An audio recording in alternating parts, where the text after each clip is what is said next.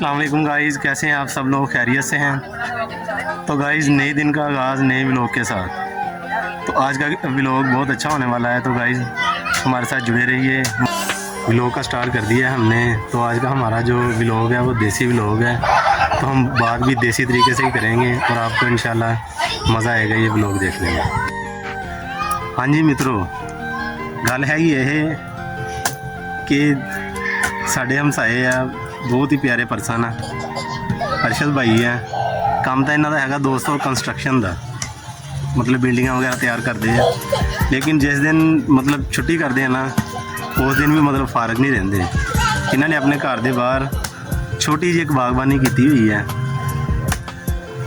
बागबानी थानू अज सैर करवावांगे।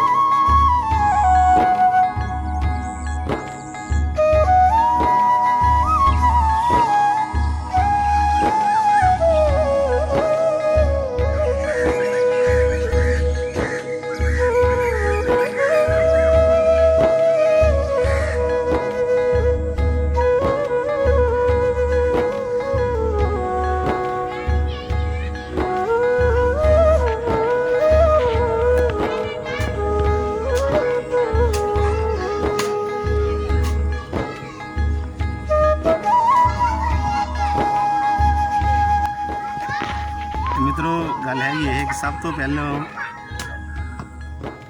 इन्होंने दो बेरियां लगाइया सी, जिन्होंने असी देसी बेर नहीं कहते। इन्होंने वो बेरियां लगाइया, माशाल्लाह छोटे पौधे तो यह दरख्त बन गया। मतलब जिदन ये फारग होंगे उस दिन इन्होंने कोई ना कोई ऐसा काम करना, मतलब कि ये लिए तो बिलोंग करते हैं, मतलब खेती बाड़ी का इन्हों का काम से तजारत करके इतने आ गए फैसलाबाद कंस्ट्रक्शन का इन्हों का काम आ, जिन्हों असी आम लफ्ज़ मिस्त्री कही था कि लोगों के घर वगैरह यानी कि बनाते हैं। लेकिन यह है कि जिस दिन छुट्टी होंगी है फारग नहीं बैठते। आ देखो इन्होंने छोटा है अपना इंतजाम किया दोस्तों, इतने सब्जियां लगाते हैं ताकि थानू पता ही है दोस्तों अजकल के हालात जो है महंगाई कितनी है। अरे कहना क्या चाहते हो? कहते नहीं एक टाइम की जी हांडी बनाने थोड़ा घट तो घट 400 तो 500 रुपया खर्चा थोड़ा हो जाता। ये है कि चलो अपने आप बिजी भी रखते हैं तो नाल अपना थोड़ा बहुत ये काम करके अपने घर यानी कि फ्रैश सब्जियां जड़ियाँ वो अपने वास्ते तैयार कर ले। यह देखो ना हम गाइस इन्होंने सारे नाल किया। अजकल तो मशीनरी का दौर है, लेकिन इन्नी मेहनत कोई नहीं करता। लेकिन ये जोड़े है ना ये खेती नाल प्यार करते हैं, इस करके जिदन भी फारग होंगे उस दिन अपना इन्होंने सारा टाइम इस जगह नहीं देना होंगे। दोस्तों इतने इस जगह तो इन्ना की गंद सी थोड़ी सोच है, लेकिन इन्होंने आस्ता आस्ता ग्रीनरी जी जिन्नी भी सानू नज़र आ रही है इन्हों की मेहनत ही है सारी। हाँ जी दोस्तों व्लॉग बना रहे थे तो उत्थे मेरी बेटी भी आ गई, ज़ारा फातिमा मेरी बेटी का नाम है। तो तुम मेरी बेटी नाल मिलो जरा। हेलो गाइस, अस्सलाम वालेकुम। हाँ जी गाइस, ये मेरी बेटी है। सुनो की कह रही है, ज़रा क्या कह रहे हो? मुझे मैं अच्छे से कितने मैसेज चाहिए? एक मैसेज चाहिए? तो हाँ जी दोस्तों, ਇਹ ਦੇਖੋ ਤੁਸੀਂ ਉਹਨਾਂ ਨੇ ਕਈ ਦਿਨਾਂ ਲਈ ਆਪਣਾ ਅਰਸ਼ਦ ਭਾਈ ਨੇ ਕਈ ਦਿਨਾਂ ਲਈ ਸਾਰੀ ਜਗ੍ਹਾ ਨੂੰ ਨਰਮ ਕਰ ਦਿੱਤਾ। ਹੁਣ ਦੋਸਤੋ ਇਹਦੇ ਵਿੱਚ ਇਹਨਾਂ ਨੇ ਬੀਜ ਲਗਾਉਣੇ ਸੀ ਸਬਜ਼ੀਆਂ ਦੇ ਨਾ। ਉਹ ਗੱਲ ਇਹ ਆ ਕਿ ਉਹ ਬਾਰਿਸ਼ਾਂ ਦੀ ਵਜ੍ਹਾ ਤੋਂ ਹਜੇ ਮਿੱਟੀ ਜਿਹੜੀ ਆ ਉਹ ਥੋੜੀ ਜਿਹੀ ਹਜੇ ਗਿੱਲੀ ਆ, ਜਿਹਦੀ ਵਜ੍ਹਾ ਨਾਲ ਅਗਰ ਹੁਣ ਬੀਜ ਇਹਨਾਂ ਨੇ ਅਗਰ ਇੱਦਾਂ ਕਿ ਅਗਰ ਹੁਣ ਇਹਨਾਂ ਨੇ ਬੀਜ ਲਗਾਤਾ ਨਾ ਤੇ ਬੀਜ ਗਲ ਜਾਣਾ ਤੇ ਉਹ ਆਪਣਾ ਪੌਦਾ ਨਹੀਂ ਬਣਨਾ। ਇਸ ਕਰਕੇ ਹੁਣ ਉਹਨਾਂ ਨੇ ਸਾਰਾ ਯਾਨੀ ਕਿ ਨਰਮ ਕਰਤੀ ਹੈ।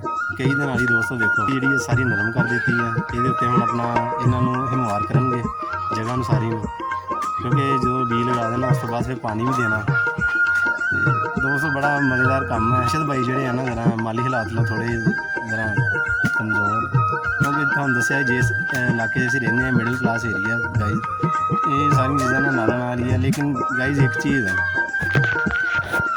ਕਿ ਅਸੀਂ ਮਿਡਲ ਕਲਾਸ ਲੋਕ ਹਾਂ ਨਾ, ਮਿਡਲ ਕਲਾਸ ਏਰੀਆ ਦੇ ਵਿੱਚ ਅਸੀਂ ਰਹਿੰਦੇ ਹਾਂ, ਲੇਕਿਨ ਸਾਡਾ ਇਹ ਚੀਜ਼ ਸਾਡੇ 'ਚ ਬੜੀ ਕਾਮਨ ਹੈ ਕਿ ਅਸੀਂ ਇੱਕ ਦੂਸਰੇ ਦਾ ਅਹਿਸਾਸ ਕਰਦੇ ਹਾਂ। ਕੋਈ ਵੀ ਇੱਕ ਦੂਸਰੇ ਨੂੰ ਦੁੱਖ ਤਕਲੀਫ ਹੁੰਦੀ ਹੈ ਕਿ ਅਸੀਂ ਇੱਕ ਦੂਸਰੇ ਨਾਲ ਸ਼ੇਅਰ ਕਰਦੇ ਹਾਂ, ਇੱਕ ਦੂਸਰੇ ਦਾ ਮਤਲਬ ਕੰਮ ਆਉਂਦੇ ਹਾਂ। ਇਹ ਚੀਜ਼ਾਂ ਬਹੁਤ ਜਿਹੜੀਆਂ ਨਾ ਇਹ ਬੰਦੇ ਨੂੰ ਅੱਗੇ ਲੈ ਕੇ ਜਾਂਦੀਆਂ।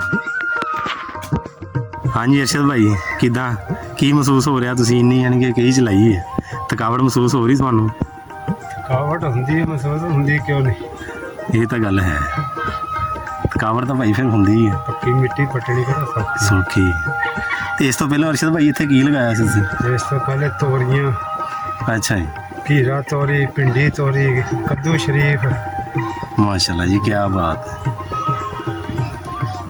ਗਰਮੀਆਂ ਦੀ ਸਬਜ਼ੀ ਹੁਣ ਉਗਾਉਣਾ ਵਾ, ਲਸਣ, ਪਾਲਕ, ਧਨੀਆ, ਮੇਥੀ, ਮਾਸ਼ਾਅੱਲਾ ਜੀ, ਮਾਸ਼ਾਅੱਲਾ। ਸਾਗ।